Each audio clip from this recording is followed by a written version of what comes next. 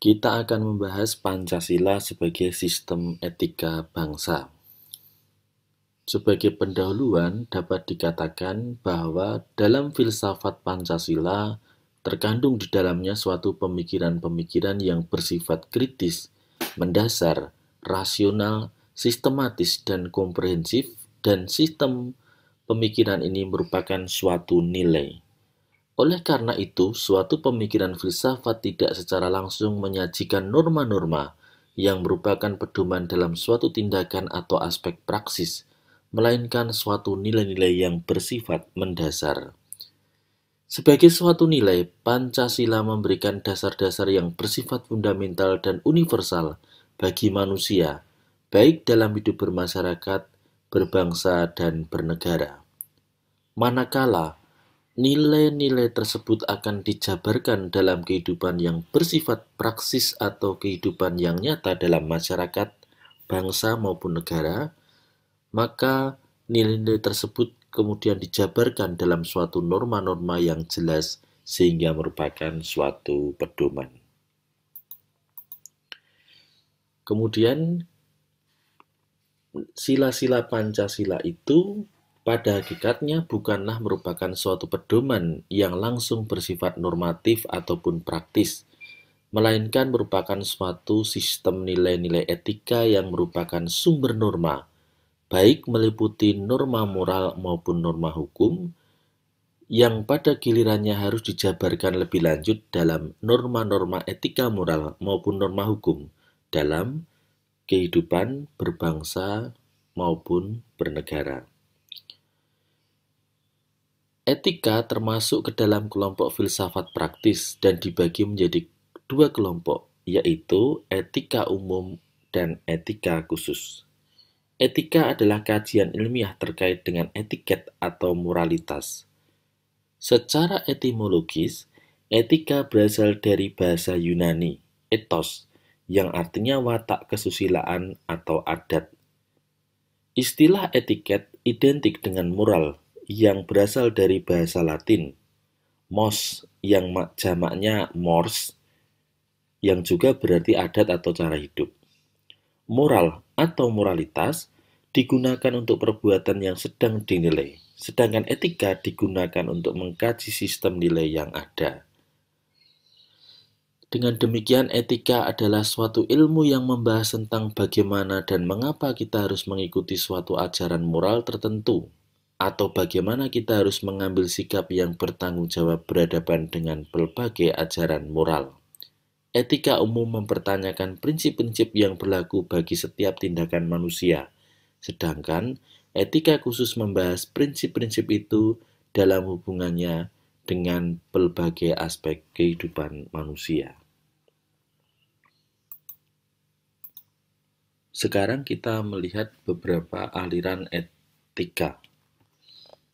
Yang pertama adalah etika deontologi. Etika deontologi memandang bahwa tindakan dinilai baik atau buruk berdasarkan apakah tindakan itu sesuai atau tidak dengan kewajiban. Etika deontologi tidak mempersoalkan akibat dari tindakan tersebut, baik atau buruk. Kebaikan adalah ketika seseorang melaksanakan apa yang sudah menjadi kewajibannya. Ini memang sesuatu yang berkaitan ya antara nilai dengan norma. Karena istilah moral mengandung integritas dan martabat pribadi manusia. Derajat kepribadian seseorang amat ditentukan oleh moralitas yang dimilikinya. Makna moral yang terkandung dalam kepribadian seseorang itu tercermin dari sikap dan tingkah lakunya. Dalam pengertian inilah maka kita memasuki wilayah norma sebagai penuntun sikap dan tingkah laku manusia. Ini etika deontologi ini dikemukakan oleh Immanuel Kant. Secara substantif menekankan kebijakan atau tindakan harus didasari oleh motivasi dan kemauan baik dari dalam diri tanpa mengharapkan pamrih apapun dari tindakan yang dilakukan. Ukuran kebaikan dalam etika deontologi adalah kewajiban, kemauan baik, kerja keras, dan otonomi bebas. Selanjutnya, etika teleologi. Pandangan etika teleologi berkebalikan dengan etika deontologi, yaitu bahwa baik buruk suatu tindakan dilihat berdasarkan tujuan atau akibat dari perbuatan itu. Etika teleologi bersifat situasional, yaitu memilih mana yang membawa akibat baik meskipun harus melanggar kewajiban atau nilai-nilai norma yang lain. Persoalan yang kemudian muncul adalah akibat yang baik itu baik menurut siapa? Apakah baik menurut pelaku atau menurut orang lain? Atas pertanyaan ini, etika teleologi dapat digolongkan menjadi dua. Yang pertama adalah egoisme etis, yang memandang bahwa tindakan yang baik adalah tindakan yang berakibat baik untuk pelakunya. Ini karena setiap orang memiliki moralitasnya sendiri-sendiri. Walaupun secara substantif etika tidak mendorong ke arah seperti itu, tidak semua orang perlu melakukan pemikiran kritis terhadap etika. Terdapat suatu kemungkinan bahwa seseorang mengikuti begitu saja pola-pola moralitas yang ada dalam suatu masyarakat tanpa perlu merefleksikannya secara kritis. Karena etika tidak berwenang menentukan apa yang boleh atau tidak boleh dilakukan oleh seseorang. Wewenang ini dipandang berada di tangan-tangan yang memberikan ajaran moral. Hal inilah yang menjadi kekurangan dari etika jika dibandingkan dengan ajaran moral. Sekalipun demikian, dalam etika seseorang dapat mengerti mengapa dan atas dasar apa manusia harus hidup menurut norma-norma tertentu. Hal yang terakhir inilah yang merupakan kelebihan etika jika dibandingkan dengan moral. Selanjutnya, utilitarianisme yang menilai bahwa baik buruknya suatu perbuatan tergantung bagaimana akibatnya terhadap banyak orang. Ini biasanya disebutkan ketika menjawab pertanyaan bagaimana hukum yang baik. Karena utilitarianisme ini memang merupakan salah satu ajaran filsafat ya, yang berkembang awal mulanya di Inggris dan dikemukakan oleh Jeremy Bentham. Bentham mengatakan bahwa undang-undang yang baik adalah undang-undang yang membahagiakan banyak orang. Makanya kalau suatu negara dikuasai oleh penguasa atau rezim yang otoriter yang memaksakan kehendak kepada manusia tanpa memperhitungkan dan mendasarkan kepada hak-hak dasar kemanusiaan. Ini bertentangan dengan hakikat manusia sebagai makhluk yang beradab dan berbudaya. Dalam suatu masyarakat negara yang demikian ini, maka seseorang yang baik secara moral kemanusiaan akan dipandang tidak baik menurut negara serta masyarakat otoriter, karena tidak dapat hidup sesuai dengan aturan yang buruk dalam suatu masyarakat negara. Oleh karena itu, aktualisasi nilai-nilai kebahagiaan ini harus senantiasa mendasarkan kepada ukuran harkat dan martabat manusia sebagai makhluk yang beradab dan berbudaya tadi. Kemudian etika keutamaan. Prinsipnya orang tidak hanya melakukan tindakan yang baik, melainkan juga harus menjadi orang yang baik. Karakter moral ini dibangun dengan cara meneladani perbuatan-perbuatan baik yang dilakukan oleh para tokoh besar. Karena memang manusia itu dapat dikatakan sebagai produk dari suatu lingkungan. Apalagi manusia itu secara politis merupakan makhluk individu dan juga sekaligus makhluk sosial. Berdasarkan fakta dalam kehidupan sehari-hari, manusia tidak mungkin memenuhi segala kebutuhannya. Jika mendasarkan suatu anggapan bahwa sifat kodrat manusia hanya bersifat individu atau sosial saja, manusia memang merupakan makhluk yang bebas. Namun untuk menjamin kebebasannya, ia senantiasa memerlukan orang lain atau masyarakat. Oleh karena itu, manusia tidak mungkin bersifat bebas jika ia hanya bersifat totalitas individu atau sosial saja. Dalam kapasitas moral, kebebasan manusia akan menentukan apa yang harus dilakukannya dan apa yang tidak dilakukannya. Kita sampai pada poin utama pembahasan pada kesempatan kali ini, yaitu etika Pancasila. Etika Pancasila adalah etika yang mendasarkan penilaian baik dan buruk pada nilai-nilai Pancasila, yaitu nilai ketuhanan, kemanusiaan, persatuan, kerakyatan, dan keadilan. Suatu perbuatan dikatakan baik bukan hanya apabila tidak bertentangan dengan nilai-nilai dalam Pancasila, namun juga sesuai dan mempertinggi nilai-nilai Pancasila tersebut. Menilik nilai-nilai yang terkandung dalam Pancasila, maka Pancasila dapat menjadi sistem etika yang sangat kuat. Nilai-nilai yang ada tidak hanya bersifat mendasar, namun juga realistis dan aplikatif. Nilai-nilai Pancasila merupakan nilai-nilai ideal yang sudah ada dalam cita-cita bangsa Indonesia yang harus diwujudkan dalam realitas kehidupan.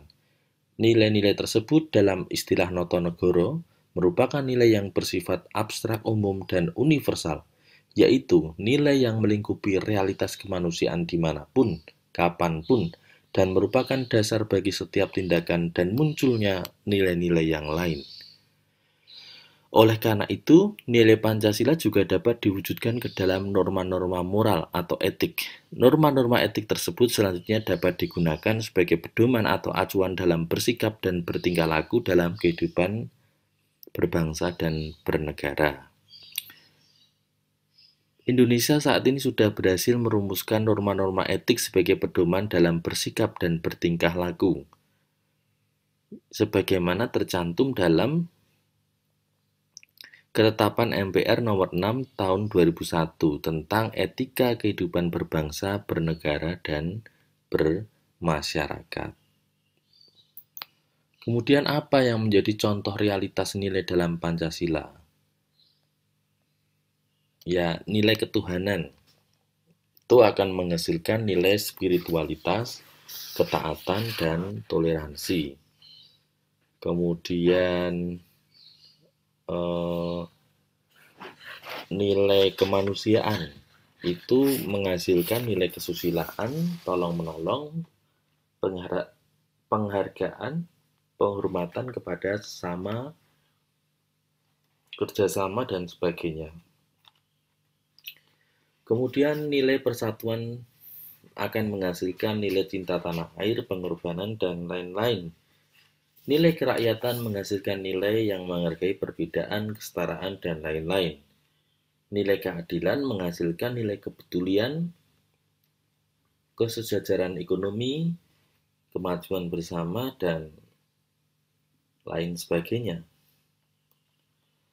Sila pertama, ketuhanan yang Maha Esa, serta sila kedua, kemanusiaan yang adil dan beradab merupakan sumber nilai-nilai moral bagi kehidupan kebangsaan dan kewarganegaraan. Oleh karena itu, asas sila ketuhanan yang Maha Esa lebih berkaitan dengan legitimasi moral. Hal inilah yang membedakan negara yang berketuhanan yang Maha Esa dengan negara teokrasi. Selain sila satu, sila kedua, kemanusiaan yang adil beradab juga merupakan sumber-sumber nilai moralitas dalam kehidupan bernegara. Bangsa Indonesia sebagai bagian dari umat manusia hidup secara bersama dalam suatu wilayah tertentu dengan suatu cita-cita serta prinsip-prinsip hidup demi kesejahteraan bersama. Maka perlu cinta tanah air dan pengorbanan, sebagaimana jabaran dari nilai sila ketiga tadi. Nah, kemudian untuk menjaga keutuhan sebagai satu bangsa, harus disadari bahwa negara adalah berasal dari rakyat dan segala kebijaksanaan dan kekuasaan yang dilakukan senantiasa untuk rakyat. Ini nilai dari sila keempat. Dalam pelaksanaan politik praktis, hal-hal yang menyangkut kekuasaan eksekutif, legislatif, serta yudikatif, Konsep pengambilan keputusan, pengawasan, serta partisipasi harus berdasarkan legitimasi dari rakyat, atau dengan kata lain, harus memiliki legitimasi demokrasi. Semua itu diperjuangkan, diupayakan, dan dipertahankan untuk mencapai nilai-nilai keadilan, baik itu dalam bidang ekonomi, sosial, dan sebagainya. Hakikat Pancasila adalah nilainya, bukan simboliknya. Karena substansi nilai akan muncul setelah setiap individu bangsa melaksanakan apa yang menjadi kepribadian dan pandangan hidup sehari-hari. Pancasila adalah komitmen final bagi bangsa Indonesia. Pancasila tidak ada pembandingnya di dunia ini. Tanpa Pancasila, Indonesia tidak ada atau tidak akan eksis. Oleh sebab itu, moralitas memegang kunci sangat penting dalam mengatasi krisis. Kalau krisis moral sebagai hulu dari semua masalah, maka melalui moralitas pula krisis dapat diatasi. Kita kemudian memerlukan tantangan baru ya ketika akan membuat komitmen Pancasila sebagai solusi persoalan bangsa dan negara. Oleh sebab itu, ada pihak yang menganjurkan untuk melakukan apa yang dikatakan sebagai revitalisasi nilai-nilai Pancasila. Revitalisasi adalah upaya mengembalikan kepada asal nilai pentingnya segala sesuatu. Sedangkan nilai-nilai Pancasila adalah segala bentuk norma, aturan, serta nilai yang diserap dari berbagai adat istiadat dan budaya bangsa yang berakar dari kemajemukan seluruh komponen bangsa. Artinya, nilai-nilai Pancasila merupakan intisari dari pola pikir, pola sikap, dan pola tindakan dari setiap individu bangsa Indonesia yang identik dengan perbedaan suku, agama, ras, antar golongan, wilayah, hukum, dan adat istiadat. Kalau begitu, revitalisasi nilai-nilai Pancasila adalah usaha bersama seluruh komponen bangsa untuk mengembalikan nilai-nilai yang terkandung dalam Pancasila sebagai konsensus sekaligus identitas nasional yang selama ini mengalami berbagai penyimpangan kepada asal muasal kemunculannya untuk dijadikan kembali sebagai instrumen ketauhidan, dasar dan ideologi, alat pemersatu, pedoman sekaligus tujuan, orientasi dan alat ukur serta evaluasi kebijakan, pola interaksi simbiosis mutualis dengan bangsa lain, serta sebagai ruh dan semangat kebersamaan dari setiap individu bangsa Indonesia tanpa terkecuali. Dengan demikian, nilai-nilai Pancasila tadi sebagai sistem etika akan memandu individu ataupun juga masyarakat untuk menghasilkan sebuah karakter yang sesuai dengan jiwa dan kepribadian bangsa Indonesia. Karakter adalah sebuah sistem keyakinan dan kebiasaan yang mengarahkan tindakan seorang individu. Karakter bukan sekedar penampilan lahiriah, melainkan secara implisit mengungkapkan hal-hal tersembunyi. Jadi, orientasi finalnya adalah bagaimana membentuk karakter bangsa Indonesia yang sesuai dengan Pancasila tadi. Karena Pancasila mengandung nilai fundamental ya, ketuhanan, kemanusiaan, kesatuan, kerakyatan, dan keadilan. Namun kelima nilai itu semuanya akan mengarah pada keadaban orang Indonesia. Sementara keadaban merupakan lingkaran terbaik atau yang merupakan puncak dari hakikat kemanusiaan. Dalam hakikat kemanusiaan tadi, Pancasila yang pada hakikatnya memberikan ajaran kepada manusia Indonesia untuk memanusiakan interaksi sosial dalam hidup berbangsa dan bernegara di Indonesia. Saya kira paparannya sampai di sini dulu. Sekarang kita mari membuka referensi dan kita jadikan presentasi tadi sebagai pokok-pokok atau panduan untuk melakukan diskusi.